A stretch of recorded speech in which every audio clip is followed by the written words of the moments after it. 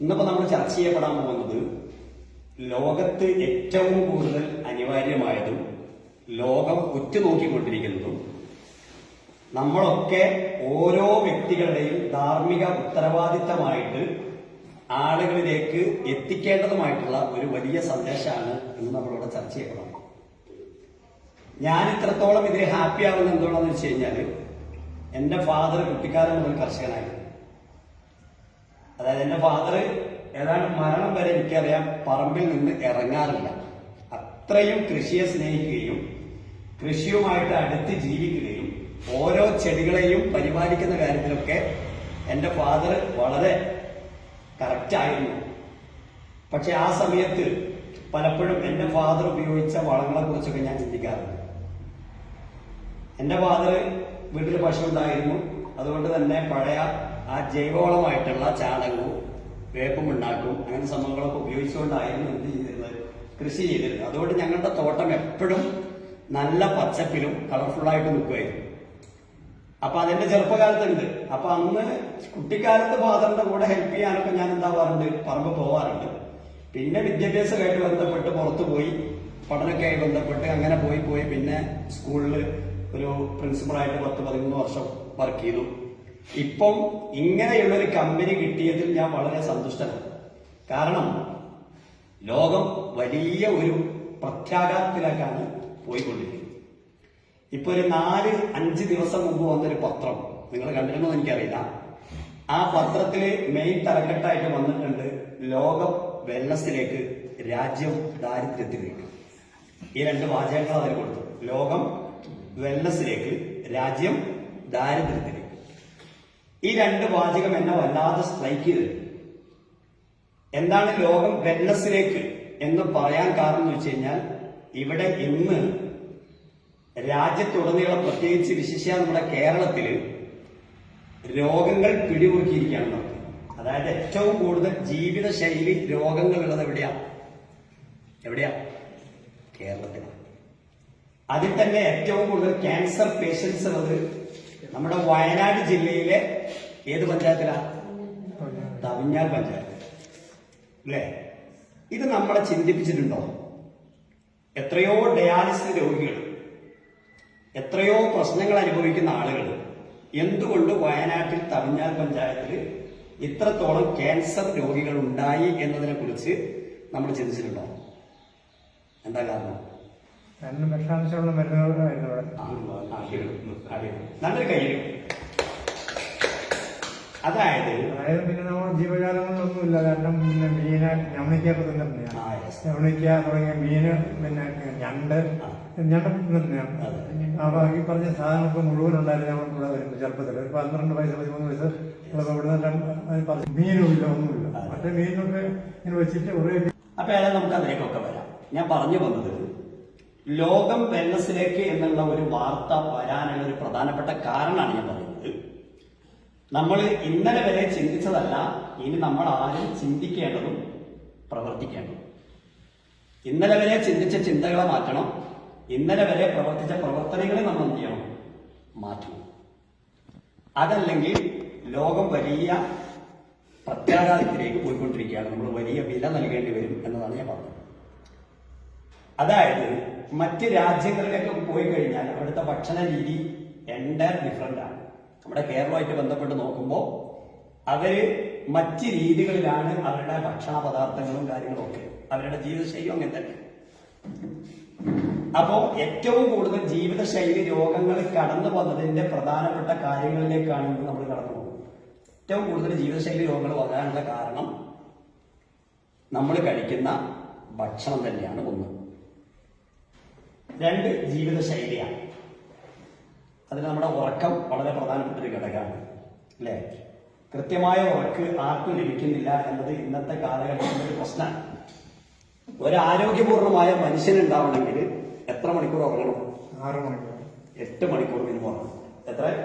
8 മണിക്കൂർ ഉറങ്ങണം ആരോഗ്യപൂർണമായ ഒരു മനുഷ്യനുണ്ടാവണം.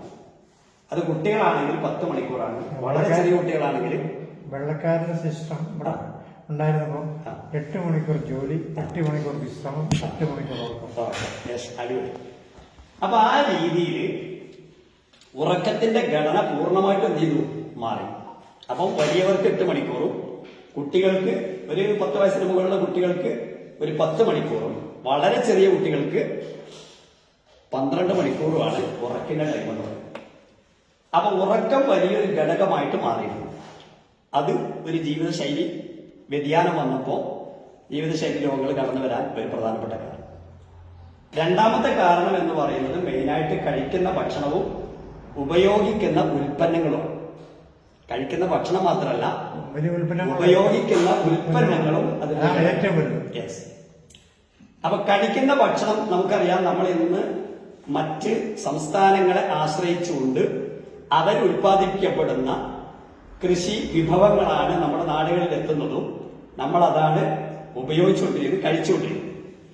അതുപോലെ തന്നെ മറ്റ് രാജ്യങ്ങൾ നിർമ്മിക്കപ്പെടുന്ന പല ഉൽപ്പന്നങ്ങളുമാണ് ഇന്ന് നമ്മൾ എന്ത് ചെയ്യുന്നത്, ഉപയോഗിച്ചുകൊണ്ടിരിക്കുന്നത്. അതിന്റെ സൈഡ് എഫക്റ്റോ അല്ലെങ്കിൽ അതിൽ അടങ്ങിയിരിക്കുന്ന ഇൻഗ്രീഡിയൻസോ ഇതൊന്നും നമ്മൾ പരിശോധിക്കാറില്ല, നമ്മൾ നോക്കാറില്ല. നമ്മൾ വെറും പരസ്യത്തെ ഡിപ്പെൻഡ് ചെയ്തുകൊണ്ട് പല ഉൽപ്പന്നങ്ങളും വാങ്ങുന്നു, ഉപയോഗിക്കുന്നു, സേവിക്കുന്നു. നാടുകൾ, അതായത് നമ്മുടെ സംസ്ഥാനം പിന്നെ അതിന്റെ ഒരു കോട്ടയായിട്ട് മാറിയിരിക്കുക. അതായത് ഇന്ത്യയിൽ ഇത്രയും വിദ്യാഭ്യാസം ഇല്ലാത്ത പുറത്ത് നമുക്ക് വരണം. നിങ്ങളുടെ വളരെ പ്രധാനപ്പെട്ട ചർച്ചകളും അതുപോലെ അഭിപ്രായങ്ങളും എനിക്ക് ആവശ്യമുണ്ട്.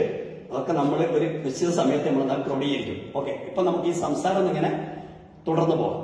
ഏതായാലും വളരെ സന്തോഷമുണ്ട്. അപ്പൊ ആ രീതിയിൽ ഇന്ന് ലോകം വെള്ളസിലേക്ക് ഉറ്റുനോക്കിക്കൊണ്ടിരിക്കുന്നത് പോലെ തന്നെ കൃഷിയിടങ്ങളിലേക്കും ലോകം എന്തായിക്കൊണ്ടിരിക്കുന്നു, ശ്രദ്ധ പതിപ്പിച്ചുകൊണ്ടിരിക്കുകയാണ്.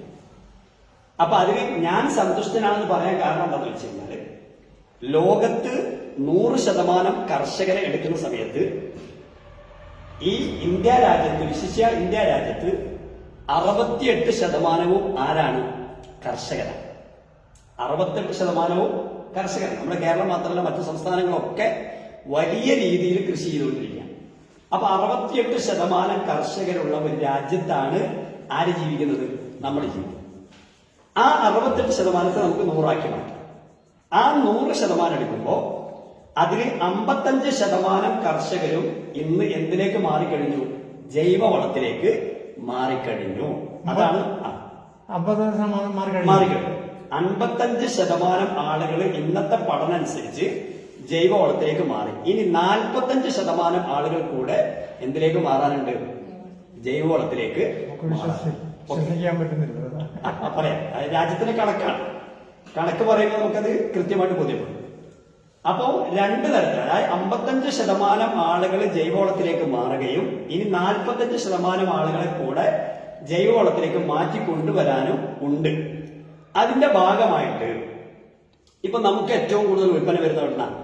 കർണാടക. കർണാടക ബേസ് ചെയ്ത് ഇപ്പൊ നിങ്ങൾ കർണാടകയിൽ പോവുക.